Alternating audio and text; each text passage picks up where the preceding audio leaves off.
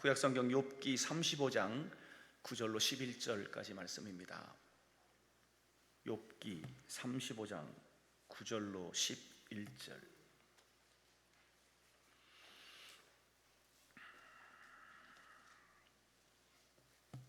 욥기 35장 9절로 11절.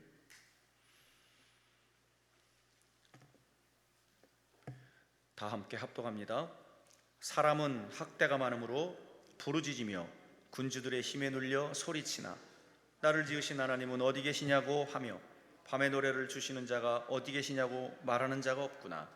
땅의 짐승들보다도 우리를 더욱 가르치시고 하늘의 새들보다도 우리를 더욱 지혜롭게 하시는 이가 어디 계시냐고 말하는 이도 없구나. 아멘. 아연 성결교회 조원근 목사님이십니다. 오늘 본문을 중심으로 밤의 노래를 주시는 자라는 제목으로 말씀을 증거하실 때 은혜의 시간 되시길 주의 이름으로 축원합니다. 우리 목사님 나오실 때 할렐루야로 하나님께 영광의 박수 올려드립니다. 할렐루야. 할렐루야. 감사합니다. 이 오후 시간에도 기도의 제단을 쌓는 모든 분들에게 하나님께서 큰 은혜와 축복으로 갚아주시기를 축원합니다. 우리가 신앙생활을 하면서 어떻게 하면 하나님께서 참 기뻐하시는 삶을 살까? 하나님께서 나를 보실 때 어떻게 보실까? 이런 것들이 관심입니다. 자, 생각을 한번 해보세요. 신앙생활하는데 입으로 신앙생활하는 사람하고 몸으로 신앙생활하는 사람하고 누구를 더 기뻐하실까요? 그럴 것 같아요. 입만 살아가지고 나불나불 이렇게 하는 사람하고 몸 전체를 들여서 하나님 앞에 신앙생활 고백하고 믿음의 길을 걸어가는 사람하고 이렇게 비교해 볼 때 몸으로 삶 전체로 해서 주님 앞에 충성하는 사람을 기뻐하시지 않을까, 그런 생각을 하는데, 자, 교회에서도 보면 제일 몸으로 신앙생활하는 사람이 누구냐 그러면은 기도하는 분들인 것 같아요.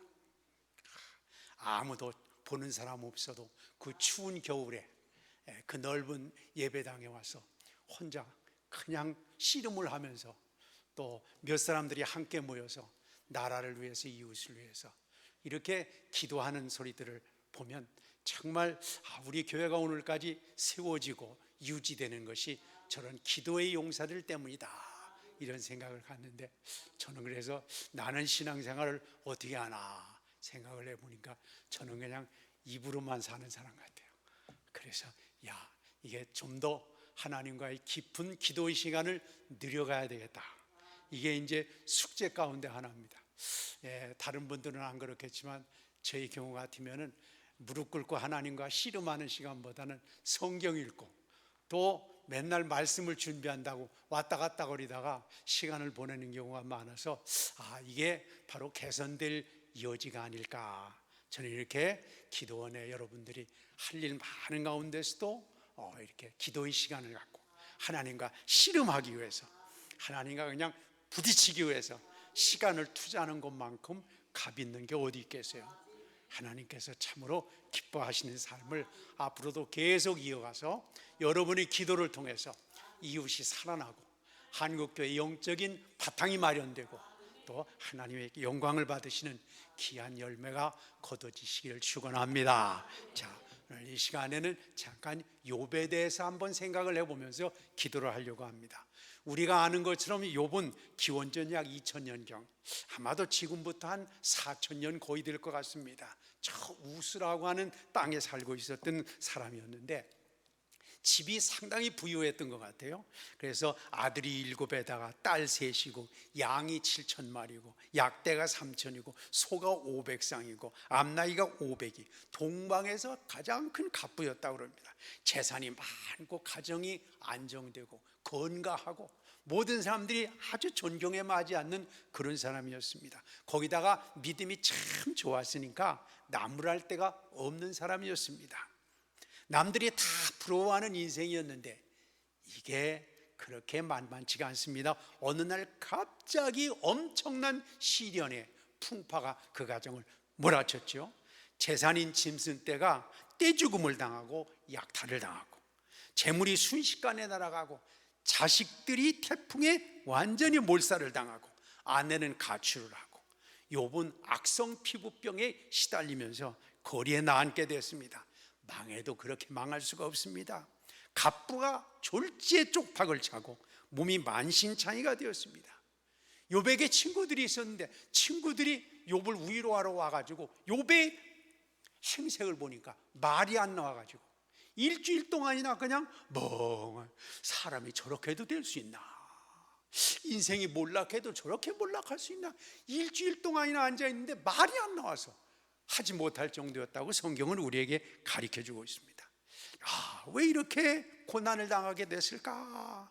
한번 얘기해보자 하면서 세 친구가 이제 욥하고 의인 얘기를 하는 내용이 나오는데 아무리 얘기를 해도 결론이 나지 않습니다. 그때 엘리후라고 하는 가장 젊은 사람이 나타나서 오늘 성경에 나와 있는 내용의 말을 전하게 됩니다. 고난을 당하는 자들은 불행 자체만 보거나 하나님을 찾지 못하는 이게 문제다, 그렇게 시작을 하면서 오늘 본문에 읽은 내용에 보면 나를 지으신 하나님은 어디 계시냐고 하며 밤에 노래를 주시는 하나님이 어디 계십니까? 하고 물어보는 사람이 하나도 없다. 이게 우리 이제 성경을 번역을 좀 그렇게 해가지고 이게 긍정적인 얘기인지 부정적인 얘기인지 좀 우리가 이해하기 어렵게 만들었습니다만은, 그러나 오늘 내용의 그런 핵심은 뭐냐면 그 어렵고 힘든 밤중에라도 노래하고 고백하고 찬양할 수 있는 그런 사람이 어디 있느냐, 그런 사람을 찾아보기가 참 어렵구나, 그런 내용이 오늘 성경의 내용입니다. 엘리야는 그러면서 밤에라도 찬양하게 하시는 하나님, 이 하나님을 고백할 수 있는 사람이 어디 있느냐, 그런 사람이 좀 있었으면 좋겠다, 그런 사람이 정말 하나님께서 기뻐하시는 사람이 아니겠는가, 이렇게 봅니다. 기도도 참 중요합니다. 근데 기도는 대개 내가 아쉬워서 하잖아요. 내가 필요해서, 하나님 이게 필요합니다, 저 사람 불쌍히 여겨주시길 바랍니다, 하나님 이게 어떻습니까? 그래서 대개는 사실 기도는 내가 주도하고 요청하는 경우가 거의다라고 얘기할 수 있습니다. 그러나 찬양을 더 귀중하게 여깁니다. 왜 그러냐면 찬양은 하나님을 인정하는 거고 고백하는 것입니다. 뭘 달라고 오는 것이 아닙니다. 그냥 하나님을 높여드리고 하나님께 영광을 돌리고 주님을 고백하는 일이기 때문에 찬양이, 노래가 중요한데, 오늘 이 엘리야는 그랬습니다. 인생의 밤이 찾아왔을 때 어둑어둑하고 막막하고 답답하고 모든 것들이 다 주저앉았을 그때 이 밤중에라도 나는 하나님을 찬양하겠다고 하는 이런 사람이 있었으면 좋겠다, 이게 오늘 이 성경에 나와 있는 내용이라고 할 수 있습니다. 사실 하루는 밤과 낮으로 구성되어 있죠. 낮은 밝고 확실하고 아름답고 즐겁고 신바람 나는 세상이라면 밤은 어둡고 답답하고 앞길이 막혀있고 두렵고 무서운 환경, 그런 환경입니다. 하나님께서는 그런 삶을 이렇게 하루를 단위해서 또 일주일과 한 달을 단위로 해서 그렇게 교대로 하나님께서는 우리에게 그런 나이대를 만드는 것 같이 그렇게 하나님께서 우리의 삶을 갖고 나가는 것을 볼 수 있습니다. 우리가 하루를 산다고 하는 것은 이렇게 낮에 밝고 기분 좋고 생각대로 되고 형통한 삶을 살아갈 뿐 아니라 안 되고 맥히고 낙심하고 주저앉고 뒤도 돌아다보면서 이렇게 차곡차곡 한 단계 한 단계 쌓아가는 삶을 살아가도록 하나님께서 밤을 만드셨습니다. 우리가 무엇을 하든지 간에 인생 삶에 있어서 만사 형통하면 얼마나 좋겠어요. 그냥 쫙쫙 나가고 모든 걸 생각하는 것마다 그냥 다 통과된다면 얼마나 좋겠습니까만은, 그러나 하나님께서 낮을 만드셨을 뿐만 아니라 밤도 만드셨다면 우리에게 필요해서 만드셨을 거 아니겠어요? 하나님께서 우리에게 필요 없는 걸 만드시지 않았을 거 아닙니까? 필요한 것을 만드셨을 텐데 그럼 밤이라고 하는 것이 우리에게 무엇 때문에 필요하겠는가? 옛말에 그런 말이 있습니다. 햇볕만 계속되면 온 땅이 뭐가 된다고요? 사막이 된다. 사막이 된다. 저 사하라 사막 이런 데도 애당초부터 사막이었던 게 아니라는 겁니다. 비가 고참 좀 줄어들고 거기에 햇빛이 쨍쨍 비치고 그게 더 계속해서 햇빛만이 쨍쨍 찌게 되니까 사막이 되는 겁니다. 우리가 운전도 마찬가지입니다. 저도 이렇게 운전하다가 보면 한 2시간쯤 되면 쉴 때가 됐습니다. 운전자, 잠깐 쉬었다 가시기 바랍니다. 그래요. 이 자동차도 2시간, 3시간 이상 운전하게 되면 기계무리가 됩니다. 사람도 마찬가지입니다. 우리 몸도 어두운 가운데서 우리 몸도 쉬고 생각도 쉬고 그렇게 해야 몸이 잘 돌아갈 수 있는 건데, 우리는 그저 하루 종일 쨍쨍 찌는 좋은, 즐거운, 바쁜, 그렇게 환한 것, 즐거운 것만 늘 이어지도록 그렇게 요청하고 생각하고 바라는 경우가 많이 있는데요, 우리가 인생을 쭉 살아가다가 보면 역경과 시련과 아픔의 과정을 겪지 않고 큰 사람이 된 사람이 별로 없습니다. 가령 우리가 이 좋은 인물들도 보면요, 많은 시련을 겪고 연단을 당하고 실패도 경험하고 다른 사람 따기도 맞아보고 모욕도 좀 당해보고 그냥 마음에 정상적이지 않은 그런 상관도 만나서 무시도 당하고 모욕도 당하고 이런 삶을 이렇게 차근차근 거쳐가야만 나중에 가서 어떤 환경이라도 잘 이렇게 적응을 하지요. 그렇지 않고 그냥 인큐베이터성만 키웠다고 생각을 해보세요. 저는 그래서 요즘에 자녀들 너무 과보호하고 너무 애들하고 어울리지 않게 홈스쿨링을 한다 이래가지고 막 하는데, 저렇게 묵인 상태에서 키워가지고 이 마귀가 득실거리는 세상에 나갔을 때 어떻게 이걸 견딜 수 있겠는가? 쉽지 않습니다. 어렸을 때 따기도 맞아보고 이유 없이 무시도 당해보고 눈물도 어떤 때는 빼보고 어떤 때는 막 주저앉기도 해보고 그런 것들을 겪고 그런 것들을 부딪히면서 그걸 하나하나 극복해 나가게 될 때 거기에 적응력이 생기고 세상을 이겨나갈 수 있는 삶을 살아가는 것이 사실입니다. 우리 신앙적인 삶에서도 마찬가지라고 봅니다. 밤이라고 하는 것은 우리 인생을 다져갑니다. 아주 튼실하게 만들어갑니다. 저도 어려서 참 너무 어려운 환경에서 자랐습니다. 아주 시골에서 정말 가난한 집안에서 7남매 중에 장남으로 자랐으니까 뭐 할 수도 없습니다. 그래서 제 누님이 있었는데 국민학교 졸업하고, 제 바로 밑에 있었던 동생인데 국민학교 졸업하고, 또 그 밑에 동생도 국민학교 졸업 끝났습니다. 저도 이제 국민학교 졸업했는데 정말 공부를 너무너무 하고 싶은데 그래도 뭐 실력도 괜찮게 열심히 했으니까 괜찮았겠죠. 근데 다른 친구들이 다 중자 달고 모자 쓰고 중학교 가는데 저는 갈 수가 없었어요. 너무너무 가난해가지고 이제 몇 년 동안 집에서 심부름하다가 한 4-5년 있다가 남의 집 머슴에 가서 이제 1년 동안 열심히 일하면 쌀 한 4-5가마 받고, 그럼 그거 이제 한 4-5년 모으면은 논 한 마지기 사고, 이래가지고 이제 너는 그렇게 할 거다 이런 마음을 가지고 노는데 공부를 하고 싶어서 막 견딜 수가 없는 거예요. 그래가지고 이제 저희 집에서 한 20리 떨어져 있는데 이렇게 콘센트로 서울에서 대학생들이 졸업하고 와가지고 학생들 가르치는 데가 있었습니다.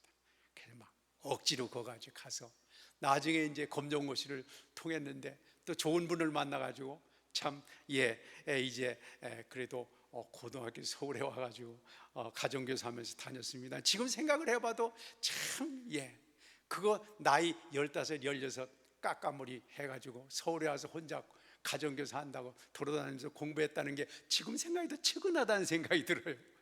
어떻게 그렇게 해낼 수 있었을까? 너무너무 힘들었습니다.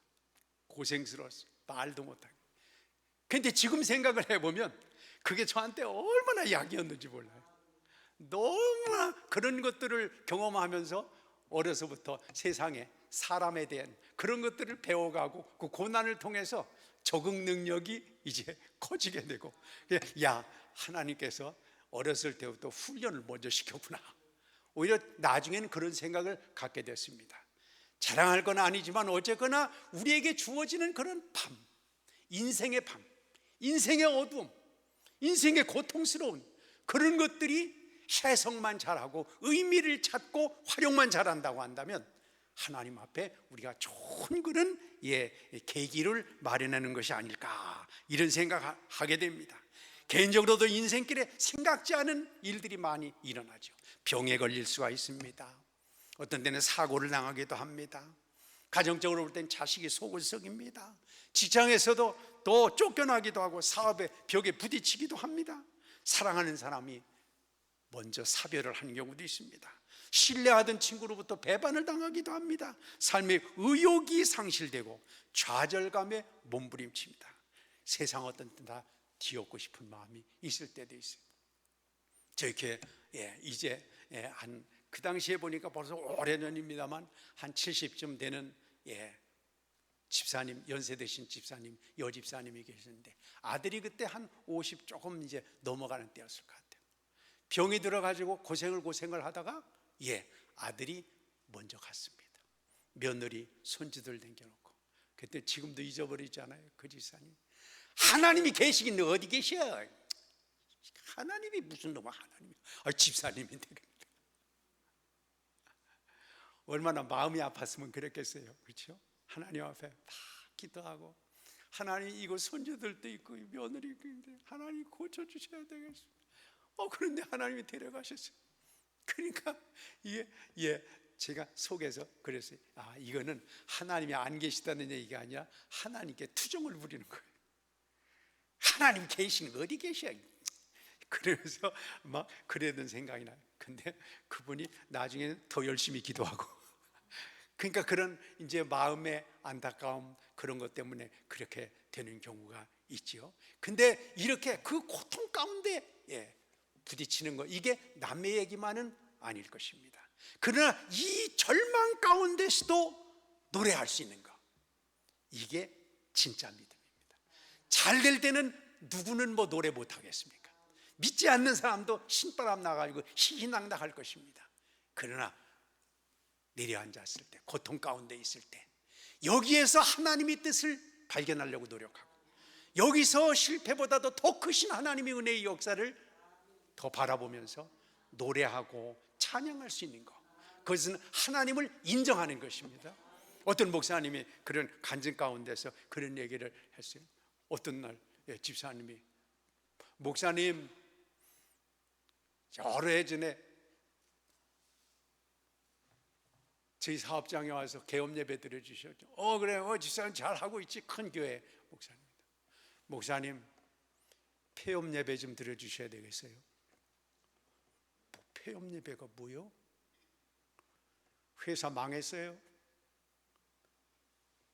망했으면 폐업 예배를 해야 돼요. 슬쩍 꼬리를 감춰야 돼요. 꼬리를 감춰야죠. 뭐라고 그러면 그냥 뭐 대충 하고 있습니다. 이렇게 해야지 무슨 폐업 예배는 무슨 폐업 예배. 근데 집사님, 집사님 폐업 예배라니 이게 어떻게 된 거예요? 목사님 회사가 좀 망했습니다. 그래 그럴 수가. 근데도 올라온 것은 이 집사님, 목사님 저는 폐업한 게 너무 감사합니다. 망한 것이 감사합니다. 회사를 망하면서 정신이 들었습니다. 제정신이 들었습니다. 하나님 앞에 바로 서야 된다고 하는 것이 깨닫게 됐습니다. 이건 응당히 하나님께서 나를 키우려고 하는 하나님이 말 안 듣는 애들 놓는 침이라고 생각했습니다. 하나님께서 나에게 하나님을 오히려 사업을 잊어버리고 하나님을 찾는 기회가 됐습니다. 오히려 하나님의 놀라운 은혜가 너무너무 감사하고 그냥 하나님께서 사업이 없다고 하더라도 오히려 주님이 나를 사랑한다는 게 너무 감사해서 목사님 폐업 예배를 통해서 오히려 오셔서 축복해 주시면 좋겠습니다. 인생의 밤중입니다. 모든 사람들이 다 덕이 안 돼야. 아이고 그거 믿는다고 하다가 망쳐 들었으니까 덕이 그렇게 다 몰아가는 그때지만은 그가 기도하는 가운데서 눈을 열어보니까 오히려 하나님께서 정말 놀라운 은혜의 주님을 발견하게 되고 찾게 되고 하나님이 더 큰 뜻을 오히려 깨달아 나갈 수 있는 기회가 됐으니 감사하다고 했어요. 그렇게 폐업 예배를 할 정도 되니까 하나님이 너 될 대로 되라 그냥 놔두시겠어요? 더 좋게 해주시겠어요? 그 뒤 얘기는 제가 못 들었습니다만 제가 생각을 해봐도 하나님이 그냥 놔두실 리가 없잖아요. 아니, 저런 놈을 그냥 놔두면 누굴 돌보주겠어요? 그렇잖아요. 예. 이렇게 모든 것들 하나님의 뜻을 읽어가는 그런 삶을 살아가는 사람을 하나님께서 쓰시지 않겠습니까? 더군다나 그런 사회적으로 본다 하더라도 그런 신실한 마음을 갖고 그런 양심적인 마음을 갖고 그렇게 정말 열린 눈을 가지고 있는 사람이 옆에서 안 도와주겠어요? 다 거짓말하고 사기치고 이용하려고 하고 남을 그냥 뭔가 뺏어가려고 하는 세상에 저렇게 순수한 사람이 있는데 주변에 있는 사람들도 그냥 보내지 않을 거 아닙니까? 하나님께서 좋은 일꾼으로 쓰셨겠다. 그래서 그 목사님도 아마 간증을 하셨으리라 생각합니다. 그렇습니다. 우리는 잘 나갈 때 찬양할 수 있습니다. 또 성공했을 때 하나님께 영광을 돌릴 수 있습니다. 그러나 정말 귀중하고 복된 일은 오전에도 제가 최순희 주일학교 어린이 얘기를 했습니다만 우리가 어떤 경우라고 하더라도 우리는 그냥 최선을 다해서 하나님 앞에 할 뿐이지만 주시는 결과에 대해서는 나보다 나를 더 사랑하시는 하나님께서 나에게 필요한 것들을 주신다고 하는 믿음의 눈을 뜬다고 한다면 하나님께 참으로 기뻐하시는 삶이 될 수 있을 줄 믿습니다. 그렇습니다. 성경의 인물들 가운데서 봐도 아브라함이나 모세나 다윗, 엘리야, 베드로, 바울 이런 사람은 하나같이 다 어둠의 밤을 통과했던 사람들입니다. 고품질의 강철을 만들려면 우리가 보통 하는 것 같이 담금질을 해야 된다 그러잖아요. 담금질을. 그래서 뜨거운 불 속에다가 넣고 차가운 물 속에다 담그면서 계속해서 어떻게 보면 우리가 생각을 해본다면 쇠로서는 견디기 어려운 것 같아요. 우리만 아픈 게 아니라 쇠에게 만약에 어떤 감각이 느껴진다면 쇠가 얼마나 인간을 욕하겠어요. 이놈들 갖다 불구덩이에다 넣었다가 찬물에 넣었다가 도대체 어떻게 살라 그러는 거야? 쇠가 그럴 거 아니겠습니까? 그런 과정을 통할 때 어느 누구도 흉내낼 수 없는 좋은 쇠가 만들어진다는 생각이 있지 않습니까? 사람도 훌륭한 인격이 되기까지는 고난의 밤을 통과하지 않고는 제대로 만들어지지 않습니다. 요즘에 이렇게 보면 그래요. 갑자기 성공한 사람들이 있습니다. 사업을 하든가 정치를 하든가 어떤 사회적으로 갑자기 성공한 사람들 뒤끝이 안 좋습니다. 그렇잖아요. 훈련하고 연단하고 겪고 그렇게 하면서 다른 사람도 포용할 수 있게 되고 이해도 할 수 있게 되고 또 용납도 할 수 있게 되고 그렇게 하면서 그가 커가는 것이 사실입니다. 밤에 노래를 주신다고 하는 것은 이 고통과 어려움 가운데서도 하나님께서 나를 다듬어 가시는구나. 나무 같은 것도 생각을 해보세요. 나무가 커가는데 말이죠, 나무 가지치기를 잘해줘야 돼요.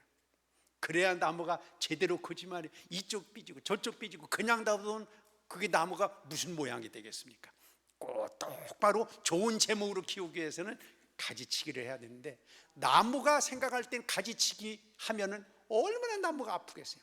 잘라내는 거 아니에요, 가지를. 또 여러분 그런 거 봤죠? 조그만 그 나무를 막 그냥 억지로 이제 이렇게 그거 뭐라 그러죠? 분야 이렇게 조그맣게 막 억지로 가지를 묶어가지고 크지 못하게 만들고 막 이렇게 하는 거. 분재 만드는 거 보세요. 그 나무들이 얼마나 힘들겠어요. 막 크지 못하게 막 묶어놓고 방향을 돌리고 얼마나 힘들겠습니까? 근데 나무도 어떻게 생각을 해보면 그런 느낌을 가질 수 있지 않겠어요? 그런데 그 나무로서는 얼마나 인간이 믿겠어요. 그렇잖아요.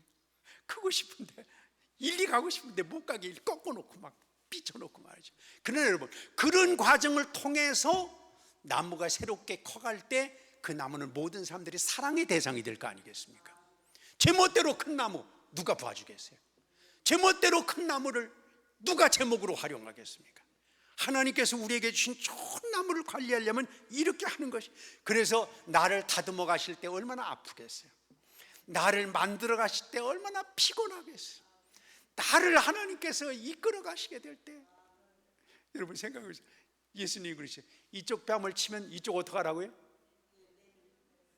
그런 사람이 있어요, 없어요? 이쪽 뺨을 한 대 맞으면 우리는 상대방 몇 대를 갈겨줘야 돼요? 한 대 맞으면 두 대는 갈겨줘요. 세 대는. 이래도 직성이 안 풀리잖아요. 근데 이쪽 뺨을 때리면 이쪽을 너 무척 화난 모양인데 이쪽 2대 더 때리고 화 풀어라, 이렇게 한다고 하는 건 쉬운 일은 아닙니다. 사실 저는요, 신앙생활 해 나가는 거가 예수님을 영접할 때는 너무너무 쉽지만 거기서 끝나는 거는 여러분 정말 성숙되지 못한 신앙, 갈수록 어렵습니다. 예수님 안 믿었으면 그냥 화도 내고, 그냥 예수님 안 믿었으면 그냥 들럽기라도 하고, 막 저런 놈은 그냥 면상에다가 그냥 아주 한번 하고 싶은데도 주님의 말씀이 마음속에 부딪혀 옵니다. 성령께서 이것까지 참으라. 어제도 말씀드렸습니다만 예수님이 무슨 정당한 대우 받았냐? 정말 사랑으로 베풀고 나누는데도 예수님이 정당한 대우 받지 못했잖아. 넌데 뭐 때문에 정당한 대우 받으려고 그렇게 정말 그렇게 난리를 피냐? 주님은 어느 누구도 우리에게 정당한 대우를 받을 거라고 얘기하지 않았습니다. 하나를 달라면 2 주고, 5리 가자면 10리까지도 동행해 주면서 나눠주고 베푸는 것은 쉬운 문제가 아닙니다. 그러나 모든 것들을 보시는 하나님께서 상급으로 예비하신 것이 있을 줄 믿습니다. 네, 여기까지가 견디기가 어려워요. 우리는 그냥 맞아요. 신앙생활 참 어려웠어요. 근데 우리의 또 특별히 우리가 좋아하는 말 가운데 전화번호 중에서 제일 좋아하는 전화번호가 몇 번이라고요? 8282번. 빨리빨리. 진짜 그 빨리빨리 아주 한 20년도 더 됐네요. 저 캄보디아인가 어디 갔더니 캄보디아 사람들이 그래요. 이 물건 가지고 이렇게 하면서 $1 빨리빨리 사세요. 빨리빨리. 그거는 들었어요. 근데 우리가 사실 그래요. 하나님 응답도 좋지만 나중 필요 없어요. 나중에 그거 빨리빨리 해주세요. 지금 금방 해주세요. 지금 이대로 해주세요. 이게 우리 마음이잖아요. 근데 믿음은 인내입니다. 하나님 앞에서 끝까지 그 어두운 가운데서도 하나님의 뜻을 기다리면서 지킬 수 있다고 하는 것은 이거 쉬운 문제는 아닙니다. 이게 간단히 하는 문제가 아닙니다. 우리가 그래서 그래요. 남한테는요, 견뎌, 인내해, 조금 기다려 이러지만 자기에게 그런 문제가 닥치면 못 견딥니다. 그래서 우리 삶이 아까 말씀드린 대로 말로 하는 신앙생활 겁니다. 몸으로 하는 겁니다. 이 몸은 기도입니다. 그래서 하나님과 씨름하는 기도입니다. 사실 우리는 밝게 빛나는 낮에는 즐겁게 노래할 수 있습니다. 노래가 저절로 나옵니다. 그러나 고통의 쓰디쓴 밤을 만난 인간은 제 힘으로 노래할 수가 없습니다. 인간적으로 보면 불평과 원망과 짜증과 남 탓과 탄식과 눈물뿐입니다. 오래전입니다만 지금 요새는 뭐 그렇게 하는 거, 오래전 벌써 한 30년 된 것 같아요. 용미리에 장례식이 있어서 그때는 거의 매장 할 때였습니다. 30년 더 됐을 것 같아요. 그래 갔는데 하관 예배를 하려는데 말이죠. 거기 있는 어떤 친척으로 온 사람이 목사 양반 그렇게 불러요. 그래서 약간 좀 마셨나 봐요. 그래서 왜 그러십니까? 그랬더니 노래 좀 부르지 마 이래요. 뭐야? 사람이 죽었는데 무슨 노래요? 노래는 사람이 죽었는데 무슨 노래를 하느냐고. 그거 참 이해가 됩니다. 일반 사람들을 같으면 좋은 일이 있을 때, 즐거운 일이 있을 때 노래하잖아요. 근데 지금 사람이 죽어서 땅속에 묻히는데 그 친척지간인가 봐요. 지금 이 상황에서 지금 울고 난리 피고 통곡해야 마땅한데 무슨 노래를 부르느냐고 그런 거예요. 그래서 근데 언제 또 그 상황에서 이해를 시키겠어요. 그래서 알았습니다. 노래 안 하겠습니다. 그래서 하간 예배하면서 찬송 안 하고 그냥 기도하고 말씀하고 했던 적이 있었습니다. 그래요. 노래가 아무 때나 나오는 것이 아닙니다. 보통 사람들이 생각할 때는 노래는 그렇게 쉽게 나오는 것이 아닙니다. 즐거운 일이 있으면 노래할 수 있습니다, 사람들. 그러나 다른 사람들이 다 슬퍼하는 장례식장이라고 하더라도 우리 그리스도인들은 노래할 수 있습니다. 왜냐하면 죽음보다 더 크신 하나님이 계시니까요. 하나님께서 이 모든 것들을 주관하시고 인도하시고 죽는 것조차도 그리스도인들에게는 요한계시록에 뭐라고 했습니까? 주 안에서 죽는 자들은 뭐가 있다고요? 복이 있다고 그랬어요. 죽음은 우리에게 저주만은 아닙니다. 믿는 우리들에게는 새로운 세상이 펼쳐지는 시간입니다. 그렇다고 해서 그냥 마음대로 죽어서는 안 됩니다. 하나님께서 우리에게 기회를 주신 만대로 열심히 충성하고 전도하고 이 땅에서 하나님이 주신 기회들을 잘 활용해서 하지만 그러나 죽음이 닥쳐왔다고 해서 그걸 줘주고 죽는다고 해서 하나님이 벌을 받은 것은 절대 아닙니다. 인간은 다 하나님께서 그 죽음을 통해서 새로운 나라로 갈 수 있도록 하나님 기회를 주셨기 때문에 단지 하나는 뭐냐면 하나님 앞에 갈 때 정말 덕스럽게 은혜롭게, 그렇죠? 예, 내가 힘들지 않고 또 누구도 힘들지 않게 해요. 가족들 힘들지 않게, 주변에 있는 사람들 힘들지 않게 간다고 하는 것이 큰 축복이지 안 죽는 게 축복은 아닙니다. 하나님께서 우리에게 죽음이라고 하는 것을 한 달 전인가 제 친구가 저 전주에 후배 목사님이 있는데 영반이 원로 추대를 하고 나서 한 달 좀 더 됐나 이랬는데 갑자기 어찌어찌 해가지고 푹 주저앉았는데 병원에 가봤더니 뇌경색 조금 조짐이 보이니까 조심을 해야 되겠습니다. 그래서 이제 집에 왔대요. 그래서 며칠 한 3일 있었는데 갑자기 어찌어찌 해가지고 침대에서 내려오면서 그냥 푹 자빠졌는데 침대 모서리에 머리가 부딪혔대요. 병원에 가보니까 뇌경색인데 부딪혀가지고 머리가 부어서 수술을 금방 할 수 없습니다. 그랬는데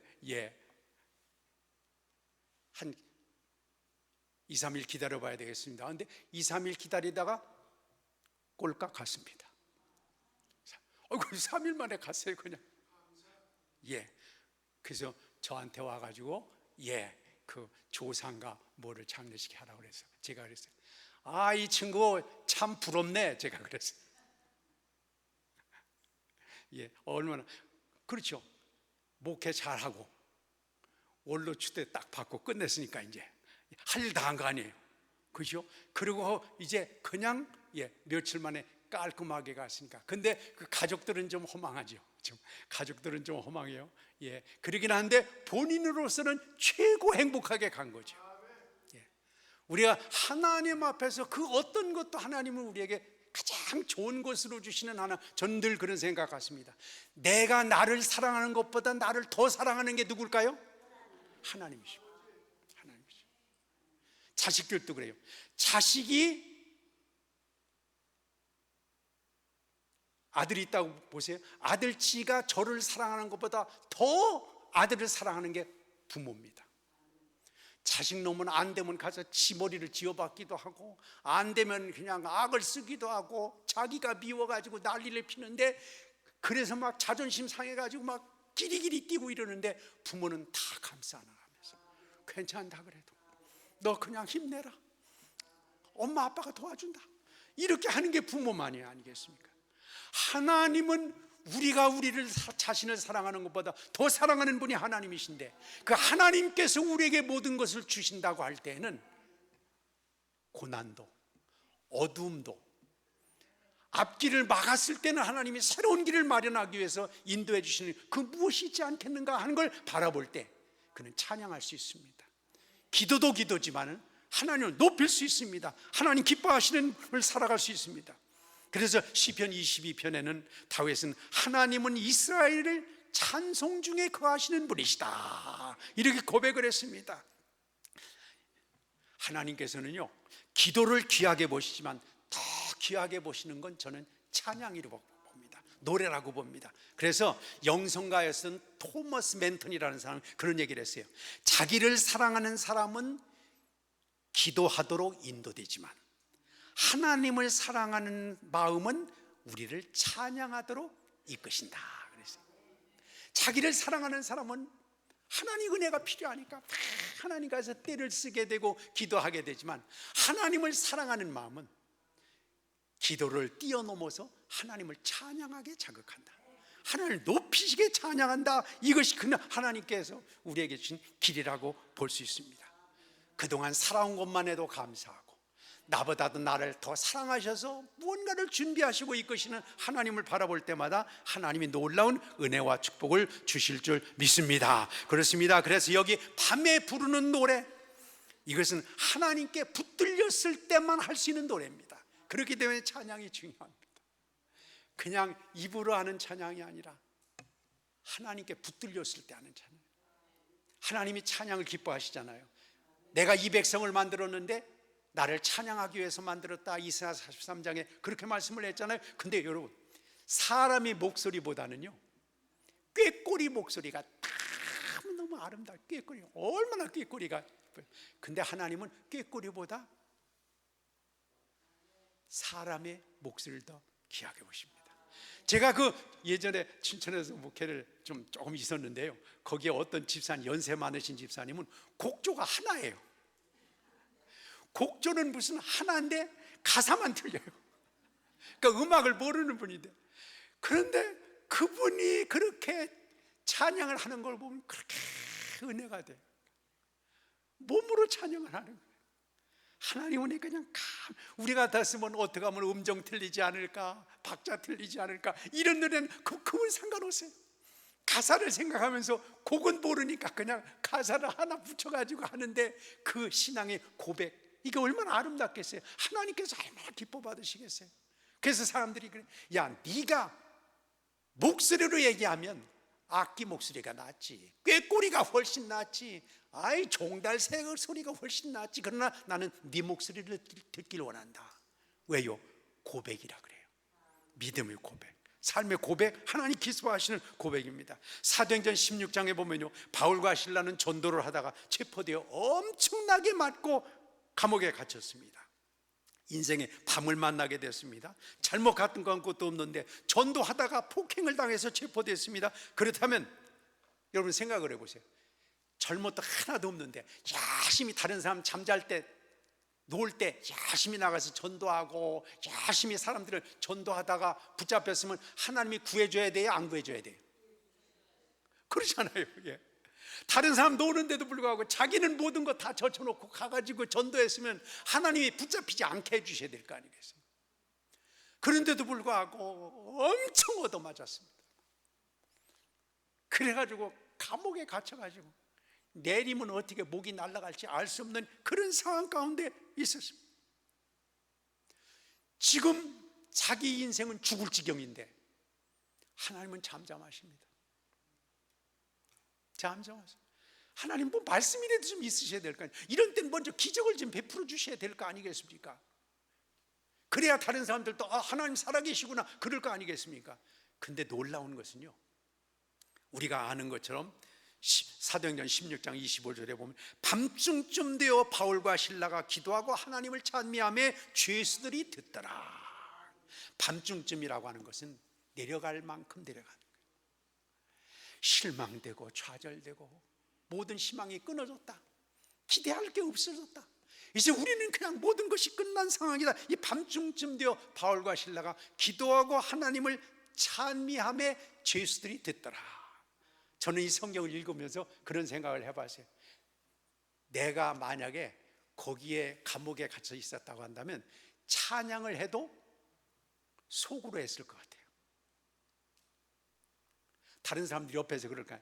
야, 하나님이 살아계시다 그러더니 하나님 전도한다고 하다가 저렇게 엄청 얻어맞았는데 하나님은 아무 도와주지도 않고 아무 관계도 없고 묵묵부답이고 보이지도 않는데, 야, 꼴 좋다 이놈들 옆에서 뒷담하고 계속 이러는데, 그 상황에서 하나님은 살아계시다, 옆에 있는 사람이 꼭 십자가에 달린 예수님을 향해서 너도 내려와라, 그럼 내가 보고 믿어줄게, 옆에 사람들이 막 이러는 것처럼 옆에 있는 간수들이 지금 주시하고 있고 죄수들이 듣고 있는데도 불구하고 오늘날 얘기한다면 살아계신 하나님 막 찬양을 막 하고 있는 거예요.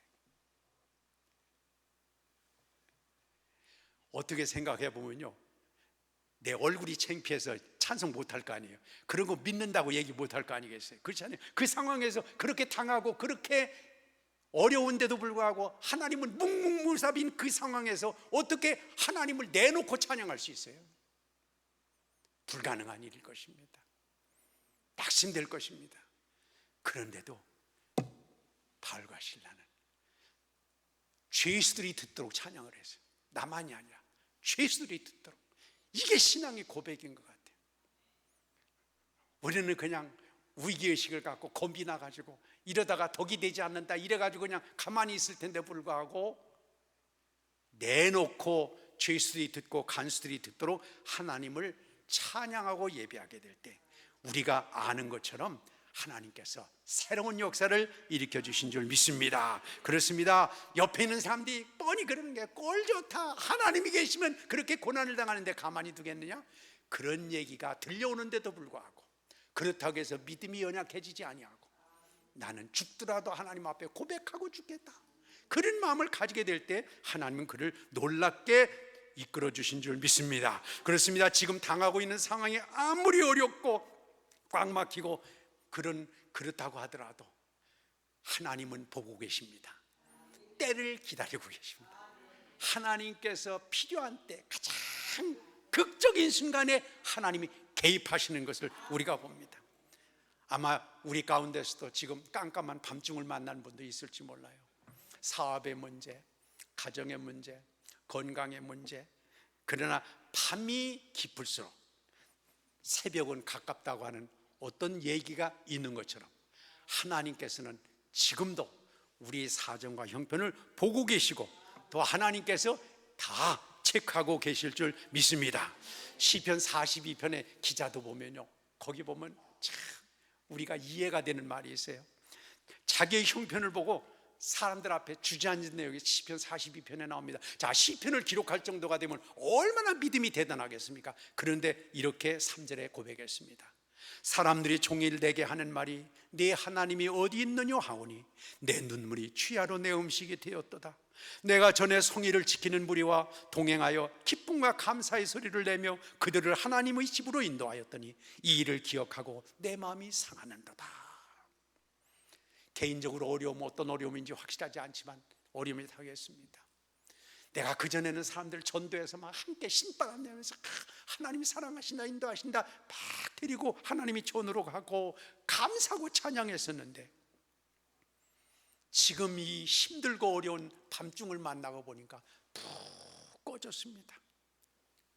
그래서 다른 사람들이 보기에 정말 마음이 너무너무 상해서 뭐라고 얘기할 수 없는 상황이 되었어요. 근데 5절에 보니까 이렇게 나와 있습니다. 내 영혼아 내가 어찌하여 낭망하며 어찌하여 내 속에서 불어나야 하는고 너는 하나님을 바라라. 나는 네 얼굴을 도우시는데 하나님을 오히려 찬송하리로다. 할렐루야. 그렇습니다. 하나님보다 환경을 먼저 보지 아니하고 주변 환경에 매몰되지 아니하고 눈을 하늘을 향해서 바라보게 될 때 오히려 찬양으로 바꿔지게 됐고, 결국 우리가 아는 것처럼 이 42편을 성경을 기록하게 되는 건 그 이유가 아니겠습니까? 다 겪고 나서 다 해결하고 나서 하나님께서 주시는 놀라운 은혜의 삶을 살아가게 됩니다. 그러나 성경의 기자들도요 그렇게 뭐 우리가 생각하는 거지 100점짜리는 아닙니다. 시편 137편에 가보면 국민적인 어떤 이스라엘 민족의 문제가 나오는데 거기에 이스라엘 백성들이 바벨론의 포로로 잡혀갔을 때 얘기가 시편 137편에 나옵니다. 이렇게 그들은 고백했습니다. 포로로 잡혀간 사람들이 얘기가 나오는데 이스라엘에 잘 나가던 하나님이 뭐 살아 역사하시는 것이 눈에 보이고 느껴지던 그들이었는데도 불구하고 바벨론의 포로로 잡혀갔는데 노예가 됐습니다. 종이 됐습니다. 바벨론 강변에 있는데 바벨론 사람들이 이스라엘 사람들한테 이렇게 얘기합니다. 너희들 건ጥ하면 노래 안 되면서, 너희들 노래 잘 안 되면서, 너희들 늘 하는 수금 있지, 그거 가지고 한번 우리한테 니들 잘한다는 노래 좀 들려줘, 이렇게 요구했다는 내용이 시편 137편에 보면 나옵니다. 거기 보면 이렇게 3절에 이렇게 나옵니다. 이는 우리를 사로잡은 자가 거기서 우리에게 노래를 청하며 우리를 황폐한 자가 기쁨을 청하고 자기들을 위하여 시온이 노래 중 하나를 노래하라 함이로다 하면서 4절에서 이렇게 말했습니다. 우리가 이방 땅에서 어찌 여호와의 노래를 부를까? 예루살렘아, 내가 너를 잊을진데 내 오른손이 그 재주를 잊을지로다. 내가 오히려 수금 타는 기술이 없었다고 한다면 마음 편할 텐데 수금 타는 기술이 있어가지고 나한테 노래를 요청하는데 마음이 아프도다. 근데요, 저는 이 성경을 보면서 여기엔 좀 문제가 있다고 보았습니다.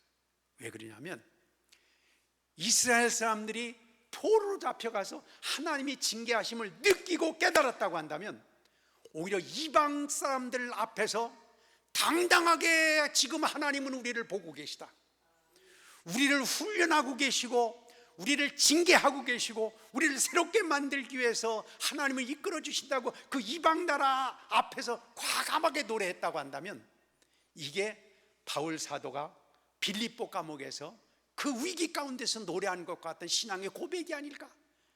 근데 이 바벨론의 포로로 잡혀갔던 사람들은 주눅이 들어가지고 이랬어요. 우리한테 여기서 여호와를 노래하느니 이 상황에서 노래가 나오겠는가? 내가 음악적인 재주가 있다는 게 마음이 아픈 일이로다. 음악의 재주가 없었다고 한다면 아예 노래하라는 부탁도 안 받았을 텐데 하면서 오히려 푹 깔아져 있는 모습을 봅니다. 오히려 그들이 그 바벨론 강변에 노예로 잡혀간 상황에서도 애굽에서도 살아계셨던 하나님, 우리 이곳에서도 우리를 바라보고 계시고 인도하신다 하면서 당당하게 그곳에서 바로 하나님을 찬양하고 하나님을 노래하고 당당히 여호와 그분이 만왕의 왕이시라고 하는 것을 고백했다고 한다면 하나님이 얼마나 기뻐하셨을까 말이죠. 근데 모든 사람들은 다 내가 잘 돼야만 하나님께 영광이다, 내 마음대로 돼야만 하나님이 살아계시다 이렇게 생각을 하는데, 여러분 정말 어떤 때는요 우리가 우리 기도를 안 들어주신 걸 그러니 하나님이 살아계십니다, 감사합니다 이런 고백까지도 할 수 있다면 이게 밤중에 노래할 수 있는 사람입니다. 하나님께서 기뻐하시는 삶은. 왜 그러냐면 우리는요 삐딱해서 정확히 못 봐요. 다 팔은 어디로 굽어요? 팔은 다 안으로 굽어요. 그래가지고 내 편한 거, 내 좋은 거, 내 기분이 금방 좋은 거 이런 거에 모든 가치를 두는데 하나님은 그렇지 않거든요. 하나님은 온전한 성공을 원하시잖아요. 하나님께서 우리에게 필요한 것은 성숙된 인격의 아름다운 향기 나는 삶을 살기를 원하시지 않습니까? 그래서 오히려 저는 이 바벨론 강변에서 이스라엘 백성들이 그 코가 빠진 노예 생활을 하면서도 오히려 바울과 실라가 빌립보 감옥에서 죽음을 앞에 두고도 찬양했던 것과 마찬가지로 찬양했다고 하면 얼마나 좋았을까. 근데요 이렇게 코가 쏙 빠져서 노래도 못하고 부르라는 노래도 못하고 주눅당했던 그들이 결국은 어떤 결과를 가져오느냐 하면 시편 126편에 보면 이렇게 얘기합니다. 여호와께서 시온의 포로를 돌리실 때 우리는 꿈꾸는 것 같았도다. 그때 우리 입에는 웃음이 가득하고 우리 혀에는 찬양이 찼었도다. 계속해서 열방 중에서 말하기를 여호와께서 저희를 위하여 대사를 행하셨도다. 여호와께서 대사를 행하셨으니 우리는 기쁘도다. 그렇습니다. 결과를 가서야 그들은 하나님의 뜻을 읽게 됐습니다. 밤중에 노래하게 하는 사람은 현실과 또 앞에 있는 것을 바라보지 않고 현실 위에 있는 하나님을 바라보면서 모든 것들을 이끌어 가시는 하나님을 바라보면서 찬양하는 신앙의 고백이야말로 기도도 중요하지만 기도보다 더 중요하고 기뻐하시는 일이 바로 이 찬양의 삶입니다. 하나님께서는 좋을 때는 찬양도 기뻐하지만 밤중에 노래하는 이스라엘 백성들 하나님은 특히 중하게 여기셨습니다. 성경에도 그렇잖아요. 눈물을 흘리며 씨를 뿌리는 자는 기쁨으로 거둔다. 눈물을 흘리며 씨를 뿌린다는 건요 상식적으로 뿌릴 만한 가치가 없는 거예요. 이런 인간을 사랑해봐야 무슨 효과가 있는가 말이야. 이런 데에 사랑에 투자를 해야 무슨 열매가 있는가. 그러나 하나님이 하라고 하셨으니, 하나님께서 말씀을 통해서 이끌어 주셨으니 순종 안 할 수가 없어서 눈물을 흘려가면서 하는 거예요. 인간적으로는 사랑할 수 없는데도 불구하고 사랑하라 하셨으니 주님 눈물을 흘려가면서 그러나 주님께서 말씀하시니 순종합니다. 어떤 데는 막 뒤집어 엎고 도망가고 싶지만 하나님의 말씀에 순종하는 마음으로 씨를 뿌리고 용서하고 인내를 하는 거가 눈물로 씨를 뿌리는 겁니다. 우리가 보통 농사지면서 씨를 뿌릴 때는 기대감을 갖고 뿌리잖아요. 얼마나 막 소망을 갖고 뿌리고 여기서 좋은 열매가 나올 것을 기대하면서 뿌리는데 눈물로 뿌린다는 것은 이게 쉬운 문제가 아닌 것입니다. 사람들은 하나님을 햇빛만 만드신 분으로 생각합니다. 그러나 달짝지근한 것만 만들어주시는 하나님이 아닙니다. 밤도 만드시는 하나님입니다. 어둡고 두렵고 떨리고 깜깜한 보이지 않는 곳에서 오히려 하나님을 경배하고 노래하게 될 때 하나님께서는 그를 가장 기뻐하시는 것으로 봅니다. 밤에 노래를 한다는 것은 현실을 보고 하는 것이 아닙니다. 결과물을 보고 하는 것이 아닙니다. 마음의 느낌이 왔기 때문에 하는 것이 아닙니다. 성령의 감동 때문에 하는 것입니다. 하나님의 약속 때문에 하는 것입니다.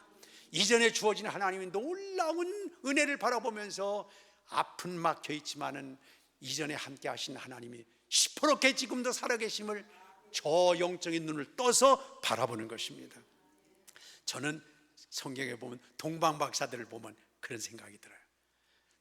동방박사들이 동방에서 아마 어쩌면 저 지금의 이란 정도 그쪽에서 이스라엘까지 오는 데는 4달 내지 5달 걸릴 겁니다. 아마 그 당시에 얼마나 먼 길이었겠습니까? 근데 하나님께서 그들에게 유대인의 왕으로, 영적인 왕으로 나시니가 있다. 그 별을 보면서 그 먼 길을 달려왔는데, 먼 길을 달려왔는데, 야, 유대인의 왕이라면 당연히 왕궁에서 났을 거 아니겠어요? 그래서 왕궁을 찾아가 보니까 X 아니라는 거예요. 나중에 알고 보니까 베들레헴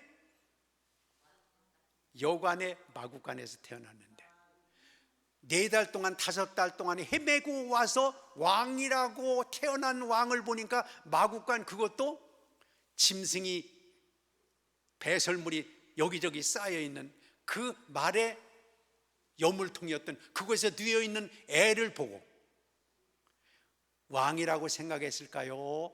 여러분 같았으면 거기다 경배하고 갔겠어요? 아니야, 이거 뭔가 잘못된 거야. 이거 이럴 리가 없어. 이거 다시 기도해보고 결정해야 되겠어. 그러든지 그렇게 해야지. 어떻게 그게 애를 보고 그게 만왕의 왕이라고 생각할 수가 있겠습니까?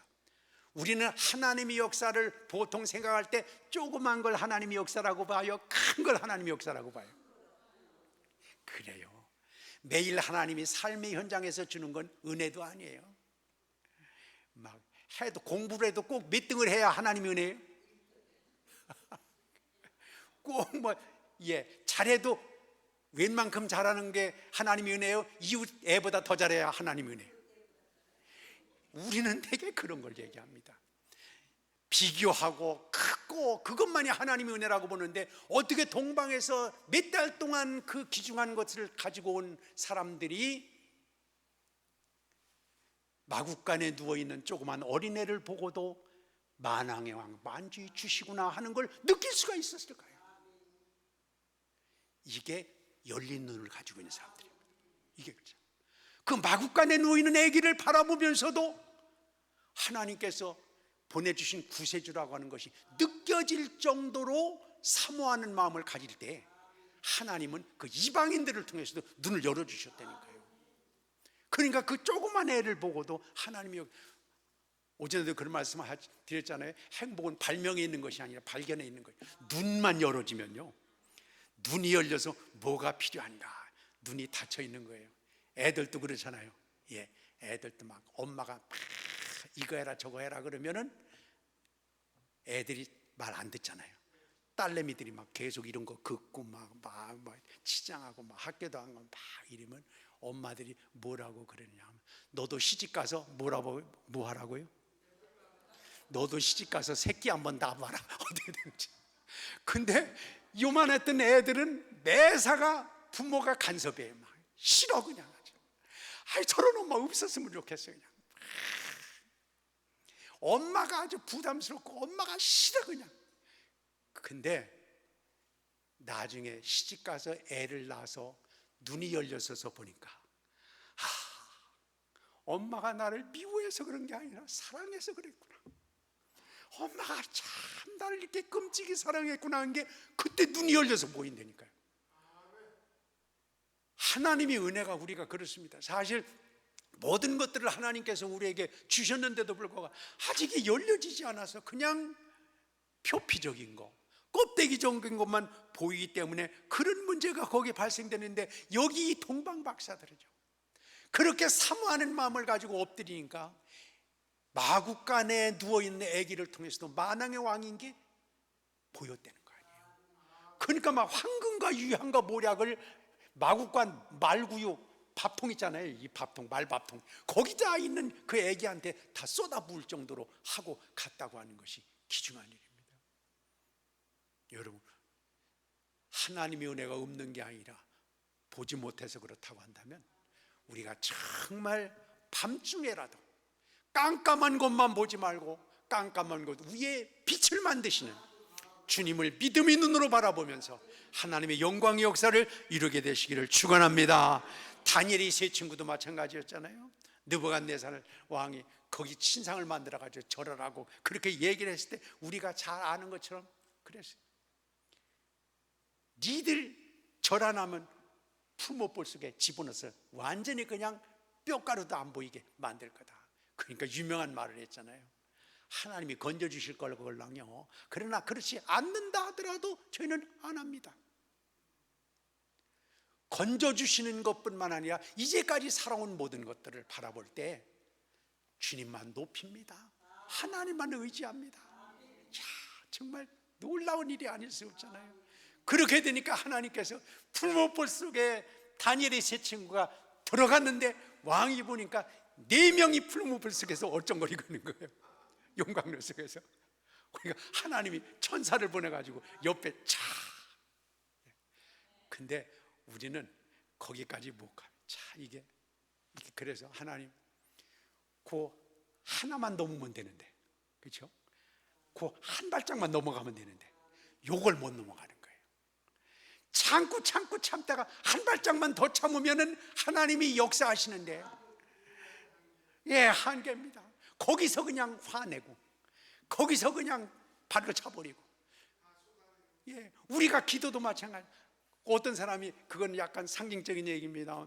예, 그냥 뭐 하늘나라에는 택배 되돌아온 게 엄청나게 많다는 얘기가 있잖아요.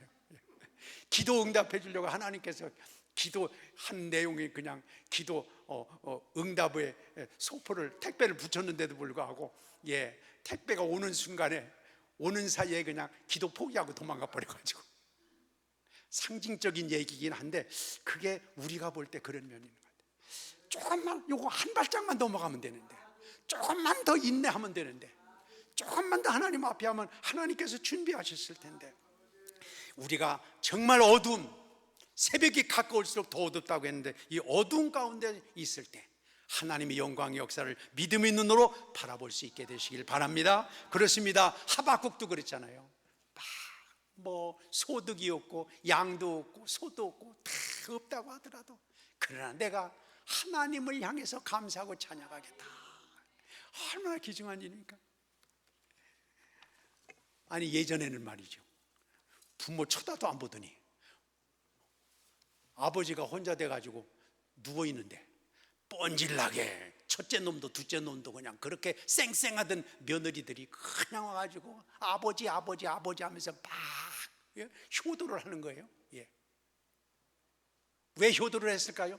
1번, 아버지의 은혜가 너무 감사해서 그동안 무관심했던 거가 참 미안해서 너무너무 감사해서 효도하려고 첫째, 둘째, 셋째 며느리들이 앞다퉈서 왔다. 1번. 2번, 아버지가 시골에 땅이 10만 평이나 되는 땅을 가지고 있는데 이 땅을 첫째가 가져갈까 둘째가 가져갈까 눈치 보는 하고 틈없이 와서 줄줄이 와서 섬긴다. 1번, 2번 어떤 분?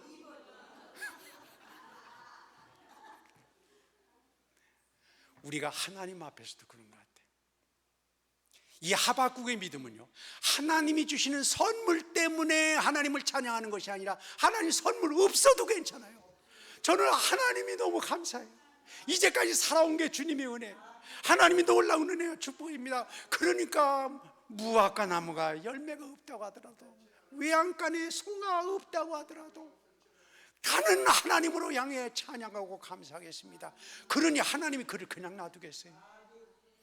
우리도 이게 정말 효도는 받기는 받아도 저놈들이 말이야. 그래서 어떤 사람이 그런 얘기를 하잖아요. 다른 건 몰라도 집문서는 죽을 때까지 어디다 가지고 있어야 된다고요? 베개 속에다 넣고 꼭 있어야 된다. 참 아픈 얘기 아니겠어요? 그렇지 않아요? 세상에 어떻게 하다 이렇게 됐을까?